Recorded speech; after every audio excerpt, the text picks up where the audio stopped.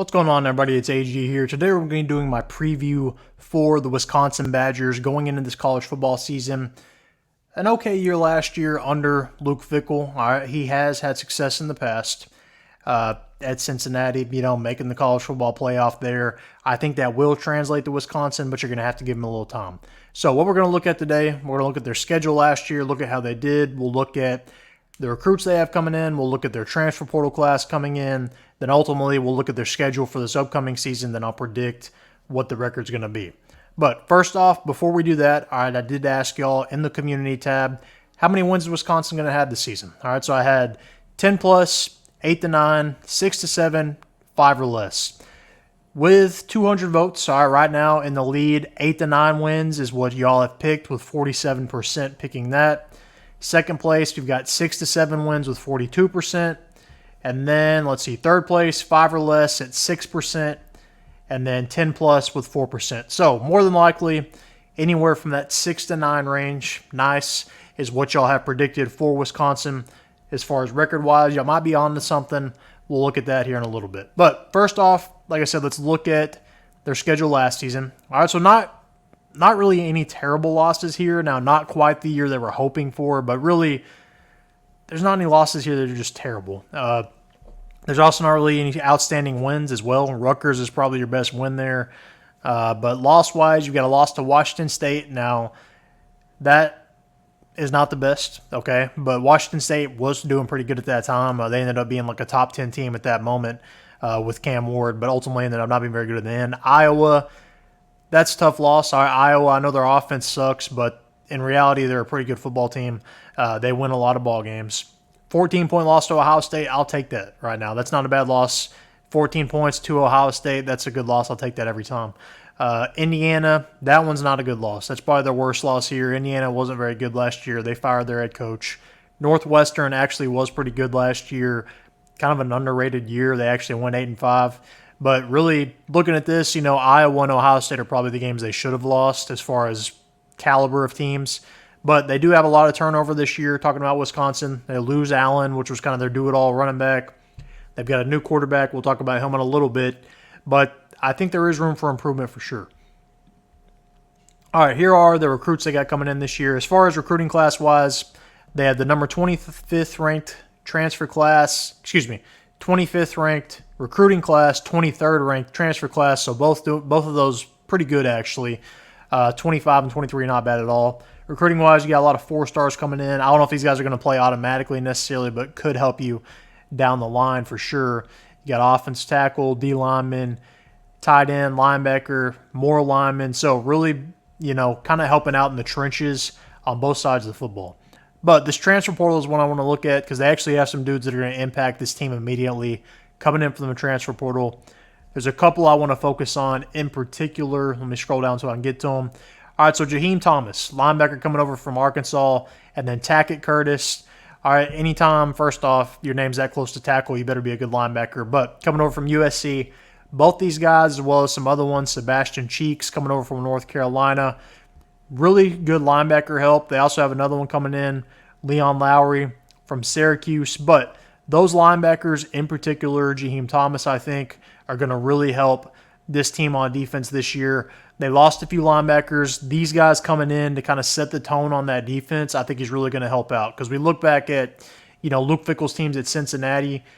Yes, Desmond Ridder was kind of the highlight guy on offense, but their defense played pretty dang good too to be able to get to the college football playoff. You got to have a mix of offense and defense like he had at Cincinnati. But I think his defense is instantly improved from this portal class they've got coming in. Then as far as running back wise, you got Walker coming in from Oklahoma. All right, he's going to share a little backfield duties with another guy we'll talk about. But him coming over is definitely going to kind of help make that room deeper with Allen gone. I've got a receiver coming over from Michigan State. Why can't I talk today?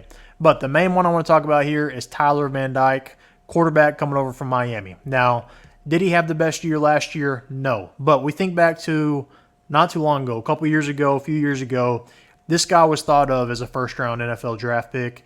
Now, that stock has fallen since then, but whenever he was really cooking his freshman year at Miami, guys were like, all right, this guy's going to be a top 10 draft pick in the future. Now, that has diminished. Last year, he was kind of injured, so I'm not really going to dive too much into that. Like, I'm not going to hold that against him for his year he had last year. But regardless of stat-wise, the guy actually gets a lot of wins. Talking about Tyler Van Dyke, I think this is an instant upgrade at quarterback, and I'm curious what he can do under Luke Fickell's system.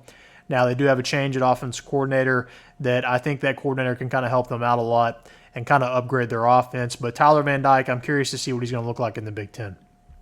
All right, ultimately, here's their schedule.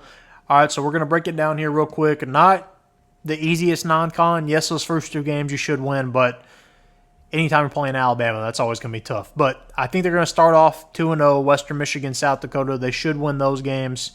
But getting into Alabama, you are hosting them. This is a new look Alabama. You know, Nick Saban's gone. You've got Kalen DeBoer coming in, but they do have Jalen Milroe. I think Alabama's going to beat them there, but I'm really excited for that game. I think it's going to be a pretty good one. Both those teams should be 2-0 going into that one, so Wisconsin might actually be ranked at that point going into that game. That should be a good one, but I think they lose that one. That puts you at 2-1.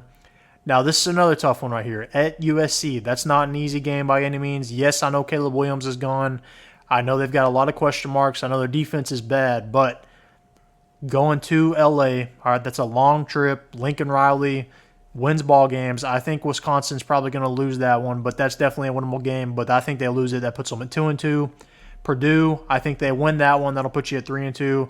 Now you've got another tough one at Rutgers. I realize they beat Rutgers last year, but I think Rutgers has really improved this year, and I think they're a threat in the Big Ten. So I think this is another one. It's winnable, but I've got them losing it. I think that puts them at 3-3 going into really kind of their home stretch of the Big Ten.